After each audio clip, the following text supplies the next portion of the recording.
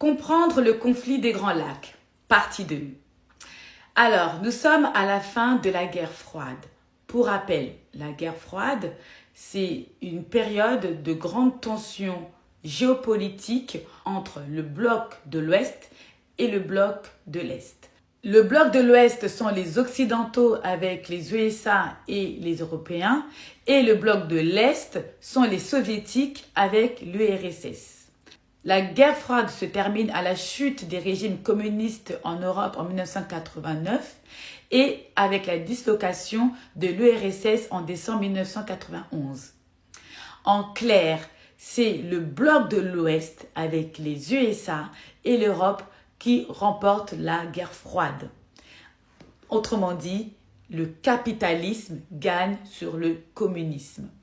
Clairement, la victoire des Occidentaux sur l'URSS va marquer un grand tournant pour la région des Grands Lacs. Il faut savoir qu'au Congo, avant le découpage administratif en 1996, le Nord Kivu, le Sud Kivu et le Maniema étaient une seule et même région que l'on appelait la région Kivu. Cette région est la plus riche d'Afrique avec ses volcans, son climat favorable à l'agriculture et ses richesses minières. Mais à cause des délabrements de voies de communication, les routes, les chemins de fer et les voies navigables, la région Kivu est isolée des autres entités territoriales du Congo. Et donc la seule option sur le plan économique pour la région Kivu et de s'orienter vers les pays situés à la frontière, l'Ouganda, le Rwanda, le Burundi et autres. Et donc très rapidement, la région Kivu, qui n'était qu'une région agricole et touristique, devient une région minière et d'intérêt stratégique. Pour la RDC, les choses s'accélérèrent en avril 1994 avec le bombardement de l'avion du président Habyarimana. Cet assassinat provoqua la mort de 2 hommes d'État africains, Habyarimana du Rwanda et Ntaramira du Burundi. C'est cet assassinat qui déclencha le génocide du Rwanda. Le mouvement FPR, Front Patriotique Rwandais, né en 1987, est un rassemblement qui est composé majoritairement de la diaspora Tutsi vivant dans les pays voisins d'Afrique. Mais le noyau dur de ses dirigeants est issu de la diaspora rwandaise vivant en Ouganda.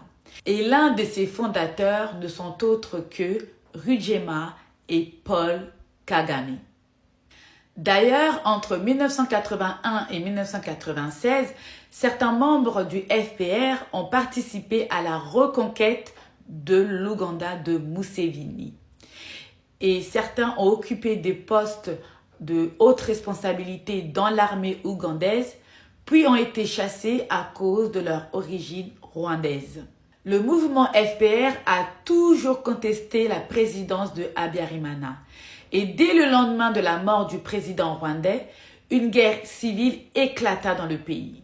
Le génocide rwandais était perpétré en seulement 100 jours. C'était un moment d'une violence et d'une horreur inouïe en Afrique. Il y eut entre 500 000 et 800 000 morts et les Tutsis étaient la cible majoritaire. Le plus étonnant, c'est que sur le plan international, personne n'a tenté de stopper le génocide. Il a fallu attendre l'arrivée des troupes du FPR qui ont saisi la capitale Kigali, puis la ville de Djesseni, une ville frontière à la RDC, au Zaïre, pour mettre fin à ce génocide rwandais. À la suite de sa victoire militaire, le FPR met en place un gouvernement d'unité nationale, le MRND. Le pasteur Bizimungu, un Hutu, devient le président de la République du Rwanda. Twagiramungu, un autre Hutu, devient le premier ministre.